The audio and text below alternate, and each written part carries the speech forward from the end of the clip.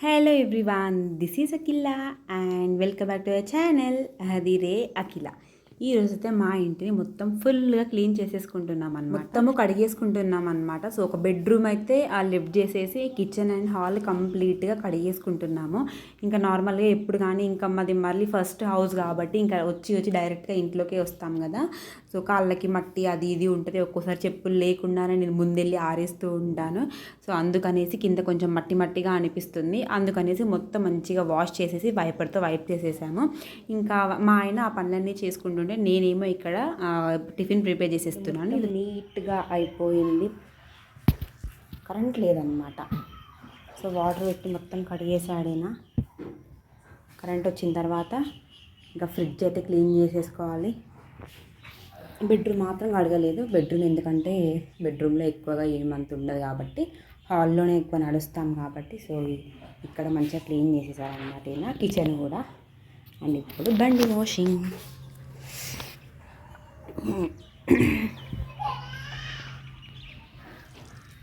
నెల 23కి ఇలా పోతాయి.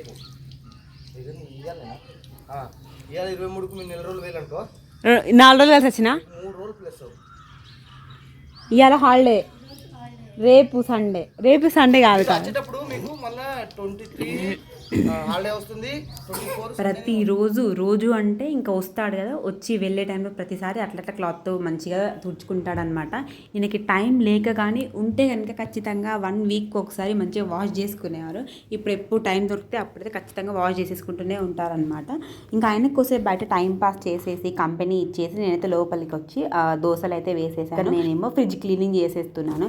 యాక్చువల్గా ఇల్లు కడిగే ముందే ఫ్రిడ్జ్ క్లీనింగ్ చేస్తే బాగుండు కానీ ఇంకా పని అట్లా ఫ్లోలో వెళ్ళిపోయాము. ఇంకా మార్నింగ్ లేవగానే మొత్తం ఇల్లు క్లీనింగ్ చేద్దామా అని అంటే సర్లేండి చేద్దామని చెప్పేసి చేసేసామన్నమాట. ఇప్పుడేమో ఫ్రిడ్జ్ని ఏదో అట్లా పైన చేస్తున్నాను. నార్మల్గా డీప్ క్లీనింగ్ అంటే ఇంకా నా వల్ల అవ్వదు. ఇంకా అప్పటికి నేను నిల్చొని చేస్తుంటే మా ఆయన వచ్చి చైర్ ఇచ్చి హెల్ప్ చేశారనమాట. అవి ఉన్నాయి కదా సైడ్కి పెట్టేవి, అవి అట్లా ఫిక్స్ అయి ఉన్నాయి అనమాట. నాకు తెలియక నేను తీసేస్తున్నాను ఒక్కొక్కటి. ఇంకా ప్రతి సైడ్ డోర్లో ఉన్న ఏది రావట్లేదు బయటికి. ఆ కింద ప్లేట్స్ ఉన్నాయి కదా అవి ఆల్రెడీ వాష్ చేసేసాను అనమాట 2-3 డేస్ బ్యాకే. నార్మల్గా ఏదో పెరుగు ఏదో పడితే పై నుంచి పడితే కింది వరకు వచ్చింది. సో ఆ ప్లేట్స్ అన్ని వాష్ చేసేసాను కాబట్టి నాకు పెద్దగా ఇబ్బంది అనిపించలేదు. అందుకే ఫ్రిడ్జ్ క్లీనింగ్ చేయడానికి నాకు ఇంట్రెస్ట్ వచ్చింది. ఇంకా మిర్చి ఏమో అన్నీ ఒక కవర్లో వేసేసాను. ఇంకా పెద్ద కవర్లో చాలా మిర్చీస్ అయ్యేసరికి అందులో పట్టలేదు. సో పెద్ద కవర్లో అన్నీ కింద మనకి వెజిటేబుల్ బాస్కెట్ వస్తుంది కదా ఒకటి, సో దాంట్లో వేసేసి ఇంకా కొన్ని మాత్రమే పై సెల్ఫ్లో పెట్టాను. ఎందుకంటే మనకి ఎక్కువగా కర్రీస్లోకి అవసరం పడే మిర్చియే. కిందికి వంగి నేను తీసుకోలేను కాబట్టి మిర్చీస్ అయితే పైన అవైలబుల్గా పెట్టుకున్నాను. అండ్ పైన లెమన్స్ కూడా పెట్టుకున్నాను. మంచిగా హాట్ వాటర్లో కొన్ని నిమ్మకాయ రసం అట్లా పిండేసి అందులో డిప్ చేసి ఆ క్లాత్ని తుడిచేసుకుంటూ వస్తున్నాను అనమాట. ఇంకా నేను వేరే ఏం సొల్యూషన్ అవి ఏమీ వాడట్లేదు. ఎప్పుడైనా ఇలాగే చేస్తాను. హాట్ వాటర్ అండ్ నిమ్మకాయ ఈజ్ ద బెస్ట్ అనమాట. ఈయన ఎప్పుడు మార్కెట్కి వెళ్ళినా ఖచ్చితంగా ఒక 2 పీసెస్ ఒక 10-20 రూపీస్ది అట్లా ఖచ్చితంగా అల్లం తీసుకొని వస్తారనమాట. ఏదో అల్లం పేస్ట్కి అట్లా అని కాదు, టీలోకి అల్లం మస్ట్ అండ్ షుడ్గా ఉండాలి. అది కూడా కొంచెం వేసి సరిపోదు. మనకి ఆ టేస్ట్ అనేది టీలో తెలియాలి కాబట్టి చాలా తీసుకొని వస్తారు. ఎప్పుడు వెళ్ళినా తీసుకొని వస్తూనే ఉంటారు. మా చిన్న బాబు ఏమో ఇక్కడ ట్రైపాడ్ని డిస్టర్బ్ చేస్తున్నాడు అనమాట. అస్సలు ఉండనివ్వట్లేదు. అయినా అది నా తప్పు. కింద పెట్టడము చిన్నుకు అందేలాగా పెట్టడం అది నా తప్పు.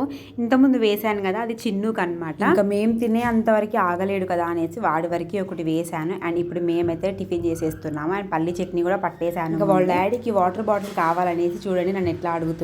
మళ్ళీ మనం ఇస్తే ఒప్పుకోడు. తనే స్వయంగా వెళ్ళి చేతిలోకి ఇచ్చే వరకు సాటిస్ఫై అవ్వడం అనమాట.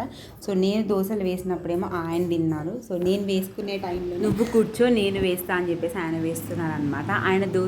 ఆయన వేసే దోశలు ఎందుకో కానీ చాలా మంచిగా వస్తాయన్నమాట. సేమ్ పిండి అదే పెనము అంతా అదే, కాకపోతే బాగా వస్తాయి. నేను అదే చెప్తాను. నేను వేసుకునేదానికంటే నువ్వు వేసే దోశలు ఇష్టం అని చెప్తే నేను అందులో లవ్ యాడ్ చేస్తా అని చెప్తా ఉంటారనమాట. నేను మొత్తం ఇంట్రెస్ట్ అంతా దాని మీదే పెట్టి చేస్తానని అంటాను. మరి నేను కూడా అంతే, నేను కూడా మొత్తం ఇంట్రెస్ట్ అంతా దానిపైన పెట్టి చేస్తా. బట్ ఏమో తెలీదు ఆ మ్యాజిక్ మంచిగా ఉంటుంది. దోశలు నాకు ఆయన చేతితో ఇష్టం కానీ అస్తమానం వెయ్యి అని అనలేను కదా. కాకపోతే మ్యాక్సిమం ఏంటంటే దోశలు వేసినప్పుడు, నేను దోశ వేసినప్పుడు ఆయన టిఫిన్ చేస్తారు. ఆయన వేసేటప్పుడేమో నేను చేస్తాను, నన్ను అసలు చేయనివ్వరు, హాట్గా ఉంటే బాగుంటుంది అనేసి వెంటనే తినమంటారనమాట. ఇంకా ఇప్పుడైతే నా ఫ్రిడ్జ్ మంచిగా క్లీన్ అయిపోయింది, శానిటైజ్ అయిపోయింది. ఇంకో ఇటు సైడ్ ఏమో కాజు, బాదాం, అల్లము అండ్ ఇటు బెండకాయలు, దొండకాయలు ఇట్లా ఓపెన్గానే పెడతాను, మళ్ళీ క్లోజ్డ్గా ఉంటే వాటర్ ఎక్కి అంత పిచ్చి అయిపోతుంది అనేసి. అండ్ ఇందులో గోరుచిక్కుడు అండ్ దోసకాయ, సొరకాయలు, అదేమో మీగ డబ్బా అనమాట నెయ్యి చేసుకోవడానికి. ఫ్రిడ్జ్లోనేమో కింద 3 మిల్క్ ప్యాకెట్స్ ఉన్నాయి అండ్ అదేమో పన్నీర్, ఆ పైందేమో ఐస్ క్రీము, కొత్తిమీర అండ్ కిందేమో కొన్ని మంచిగా ఫ్రెష్గానే ఓపెన్గా ఉన్న ఫ్రెష్గానే ఉంటాయి అనేవేమో అక్కడ ఉంచామన్నమాట. చూడండి ఇక్కడ నేను తింటుంటే ప్లేట్ పట్టుకొని చూస్తూ ఉన్నాడనమాట. వాడికి పెట్టిందేమో తిన్నాడు, ఫస్ట్ ఇచ్చింది, కాకపోతే కొంచెం ఇంకా పిల్లలు ఎట్లా తింటారు సో అట్లా తిన్నాడనమాట.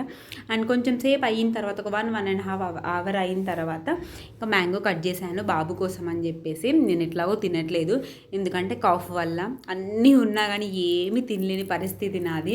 ప్రతి ఒక్కటి ఇంట్లో అవైలబుల్గా ఉంటుంది, ఏదంటే అది, ఇంక్లూడింగ్ పాలతో కూడా దగ్గొస్తుంది అని అంటున్నారనమాట అందరూ. కాకపోతే ఇంకా పాలు కూడా తాగకపోతే నేను ఇంకా వీక్ అయిపోతుంది. ఇప్పుడు చాలా వీక్ అయిపోయాను అండ్ లాస్ట్ మంత్కి ఈ మంత్కి వెయిట్ కూడా తగ్గానమాట. ఇక్కడ బాటిల్స్ క్లీన్ చేసేస్తున్నా. నా దగ్గర అయితే ఇంతకుముందు బాటిల్ క్లీనర్ ఉండేదన్నమాట, ఇట్లా నార్మల్గా పైన ఇట్లా వస్తుంది కదా, సో అది ఉండేది. కానీ దాంతో ఎంత వాష్ చేసినా కానీ పెద్ద యూజ్ లేకుండా పోయింది. అందుకనేసి ఇసుక తీసుకొని వచ్చి మంచిగా ఇట్లా షేక్ చేస్తే ఈజీగా పోతుంది. ఇసుక ఎందుకు అవసరం లేదు అనుకుంటే కల్లుప్పు ఉంటుంది కదా, సో దాంతోనైనా వాష్ చేసేసుకోవచ్చు అనమాట, చాలా ఈజీగా పోతుంది. నేను ఏంటంటే కొంచెం ఆ ఇసుకల్లో మళ్ళీ సోప్ వాటర్ యాడ్ చేశాను, సో ఇంకా ఈజీగా పోయింది. పెద్దగా మనము ఇంకా రుద్దాల్సిన పని లేదనమాట, సో ఈజీగా అయితే పోయింది. ఇక్కడ నా 2-3 బాటిల్స్ ఉన్నాయి, అవన్నీ నీట్గా మంచిగా వాష్ చేశాను అండ్ బయట లోపల క్యాప్స్కి అంతా వాష్ చేశాను. నాకు ఇన్ని రోజులు అసలు ఓపిక లేకుండా పోయింది కదా, ఇంక ఓపిక ఉన్నప్పుడే అన్ని పనిలో పని అదొక ఫ్లోలో పోతుంది కదా అనేసి నేను ఏదైనా స్టార్ట్ చేస్తే ఇంక ఓపిక ఉన్నంతవరకు చేస్తూనే ఉంటాను, కూర్చోను అనమాట. ఓపిక లేకుండా మాత్రం అసలు ఏది ముట్టను. ఇంకా అది నాకు ఇంట్రెస్ట్ ఉంటే ఎంతదైనా చేస్తాను, ఇంట్రెస్ట్ లేకుంటే కనీసం నా వాటర్ నేను కూడా తెచ్చుకోలేను. సో ఎంతమంది ఇలా బాటిల్స్ని ఇసుక వేసి క్లీన్ చేస్తారో అయితే డెఫినెట్గా కమెంట్ చేయండి, అస్సలు మర్చిపోవద్దు ప్లీజ్. కాకపోతే దీన్ని ఏంటంటే మనం బయట ఇట్లాంటి స్టీల్ బాటిల్స్ ఉంటాయి కదా, ఎప్పుడు కానీ ఇట్లా నెట్ పీస్ ఉంటుంది కదా స్టీల్ పీస్, దాంతో వాష్ చేస్తే దాని మీద ఉన్న హార్డ్నెస్ మొత్తం పోతుంది. మనకి వాటర్లో చాలా హార్డ్నెస్ ఉంటుంది, ఎందుకంటే మనము ఎప్పుడు ఒకేలాంటి వాటర్ రావన్నమాట. ఒక్కోసారి దాన్ని ఎక్కువ ఉండొచ్చు, తక్కువ ఉండొచ్చు, అందుకే గార పట్టిపోయి ఉంటుంది లోపల కానీ ఇన్ ద సేమ్ టైం బయట కానీ. అందుకే స్టీల్ పీస్తో మొత్తం రాసేస్తే మొత్తం వైట్గా అయిపోతుంది. అది ఈ స్టీల్ది ఉంది కదా, దానిపైన మొత్తం బ్రౌన్ కలర్లో మొత్తం ఇట్లాగా పట్టుకొని ఉండేదన్నమాట. సో అందుకే నాకు కొంచెం ఎక్కువ పట్టింది టైం. ఇందులో కూడా మొత్తం అన్నీ ఆల్మోస్ట్ మొత్తం అంతా పోయింది, సో నీట్గా అయిపోయింది, మంచిగా ఫ్రెష్నెస్గా అనిపించింది అనమాట.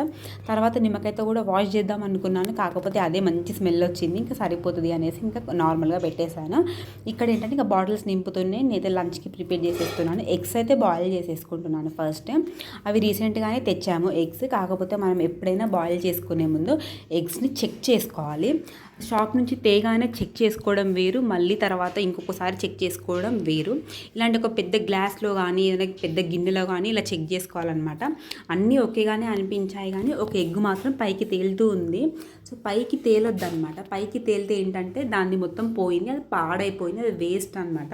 సో దాన్ని ఇంకా ఆమ్లెట్ వేసుకుంటారు చాలామంది, బాయిల్ చేయకుండా ఆమ్లెట్ వేసుకున్న వేస్ట్ అండి. అట్లాంటివి అసలు హెల్దీ కాదు, అస్సలు మంచివి కాదు, అలాంటివి తినకూడదు. చాలామంది అసలు పట్టించుకోరు ఎగ్స్ విషయంలో, కాకపోతే ఎంత డేంజరస్ అది మీకు తెలియదండి. అస్సలు అట్లాంటి నెగ్లెక్ట్ చేయొద్దు అట్లాంటివి. ఎప్పుడు కానీ ఇట్లా చెక్ చేసుకోవడం చాలా బెటర్. ఒక్కొక్క ఎగ్ని నేనైతే ఇట్లాగే చెక్ చేసుకుంటాను. ఫస్ట్ పగిలిందో లేదో చూసుకుంటాను, ఎందుకంటే పగిలింది మళ్ళీ వెరైటీగా వస్తుంది కదా. సో అందుకని చూడండి ఈ ఎగ్ ఎలా తేలుతుందో పైకి, ఇది ఎంత లోపలికి తోసినా కానీ అది మళ్ళీ పైకి వస్తుంది. సో ఆ ఎగ్ డ్యామేజ్డ్ ఎగ్, అది వేస్ట్ అయిపోయింది, ఖరాబ్ అయిపోయింది అని చెప్పేసి ఉన్న 4 ఎగ్స్ అలాగే చేశాను. ఇంకా ఇప్పుడే షాప్ నుంచి తీసుకొచ్చాం కదా ఫ్రెష్గానే ఉంటాయి అనేసి అస్సలు అనుకోవద్దు, ఎందుకంటే ఆ షాప్లో వాళ్ళు ఎప్పుడు తెచ్చి పెట్టారో అండ్ మనకి ఎప్పుడు సెల్ చేస్తున్నారో మనకు అర్థం కాదు. సో అదనమాట, మనము వచ్చి రాగానే చెక్ చేసుకోవడం బెటరే. కాకపోతే మనము వంట చేసుకునే ముందు ఇంకొకసారి చెక్ చేసుకుంటే బెనిఫిట్ కదా. సో ఇంకొక ఎగ్ అయితే నేనైతే పాడేశాను, ఇంకెన్ని ఎగ్స్ అట్లా ఉన్నాయో తెలీదు. ఇక్కడేమో పక్కన ఇంకా పల్లి చట్నీ అయితే ఉంది, అది అన్నంలో కూడా చాలా టేస్టీగా ఉంటుంది. ఇక్కడేమో ఎగ్స్ బాయిల్ చేసేసి నేనైతే బియ్యం కూడా వాష్ చేసేసుకోవడానికి పెట్టుకుంటున్నాను. నాకు హెల్త్ బాగోక నేను ఫుడ్ తినకపోతే ఇంకా మా ఆయన నన్ను చూస్తే ఆయన కూడా తినట్లేదు. ఇదివరకు 2 ఫుల్ కప్స్ చేస్తే అది కంప్లీట్ అయ్యేది ఆల్మోస్ట్. ఎప్పుడో ఒకసారి కొంచెం అలా మిగిలేది. ఇప్పుడైతే 1.5 కప్ పెట్టినా కానీ అలాగే మిగిలిపోతుంది. అసలు ఎందుకు తినట్లేదు ఏమీ అర్థం అవ్వట్లేదు. ఇంకా ప్రెగ్నెన్సీ అన్నప్పుడు కామన్ కదా, దగ్గు, నడుము నొప్పులు ఇవన్నీ. ఈ దగ్గుతో పాటు కొత్తగా మళ్ళీ నడుము నొప్పి వచ్చి పడింది అనమాట. అసలు డైలీ పడుకుని లేవగానే నేను నిల్చోలేకపోతున్నాను, ఈవెన్ చాలాసేపు కూర్చోలేకపోతున్నాను. చాలా ప్రాబ్లం అయిపోతుంది బ్యాక్ పెయిన్ వల్ల. బ్యాక్ పెయిన్ అంటే నడుము నొప్పి అని కాదు, సో బోన్స్. మరి పడుకోవడం కరెక్ట్గా పడుకోవట్లేదా ఎందుకో ఏం తెలియట్లేదు. కూర్చొని అన్నం తినేంత ఓపిక కూడా ఉండట్లేదు. కొంచెమే పెట్టుకొని ఏదో అట్లా తిన్నానా అంటే తిన్నాను అన్నట్టుగా తింటున్నాను. మళ్ళీ కొద్దిసేపటి తర్వాత మళ్ళీ ఆకలిస్తుంది. సో అట్లా ఉంది పరిస్థితి. రోజులు చాలా కష్టంగా గడుస్తున్నాయి. ఏమీ అసలు అర్థం కావట్లేదు నాకైతే.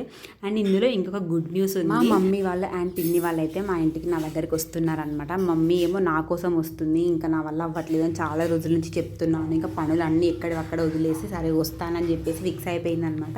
ఇంకా ఎట్లాగో పిన్ని వాళ్ళు నార్మల్గా నా దగ్గరికి అని కాదు, నార్మల్గా షిరిడీకి అయితే వస్తున్నారనమాట. అలాగే ఇక్కడికి కూడా వస్తున్నారు. ఇంకా ఇద్దరు కలిసి రమ్మంటే ఇద్దరు కలిసి కార్లో వస్తున్నారనమాట. అంటే పిన్ని వాళ్ళ ఫ్యామిలీ అండ్ మమ్మీ. నేనైతే చాలా హ్యాపీగా ఫీల్ అయ్యాను. ఇంకా మొత్తం మా లంచ్ అంతా ఫినిష్ అయిపోయి ఇదైతే ఈవినింగ్ టైం అనమాట. చాలా ఆకలేసింది, అందుకే ఇంకా దోశ ఉంటే అది తినేస్తున్నాను. చట్నీ కూడా ఉంది, ఇంకా రెండు కలిపేసి తినేస్తున్నాను. అసలు లేచి వేసుకొని ఉన్నది వండిని తినడానికి కూడా ఓపిక ఉండట్లేదు అనమాట. మొత్తం దారుణంగా అయిపోయిన పరిస్థితి. అప్పుడు ఫస్ట్ టైం అయితే అసలు నేను ఇంత లోగా అస్సలు ఫీల్ అవ్వలేదు. ఇప్పుడేమో అసలు ఏమీ తోచట్లేదు, ఏమీ పని చేయాలనిపించట్లేదు. ఈవెన్ నా ఫుడ్ నేను తినలేకపోతున్నాను. నా పరిస్థితి అసలు ఎవ్వరికి రావద్దు అనిపిస్తుంది ఒక్కోసారి.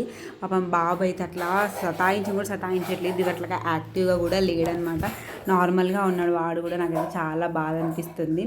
సో ఈవినింగ్ అలా దోశ తిని కొంచెం అయితే పాలు తాగేసానండి.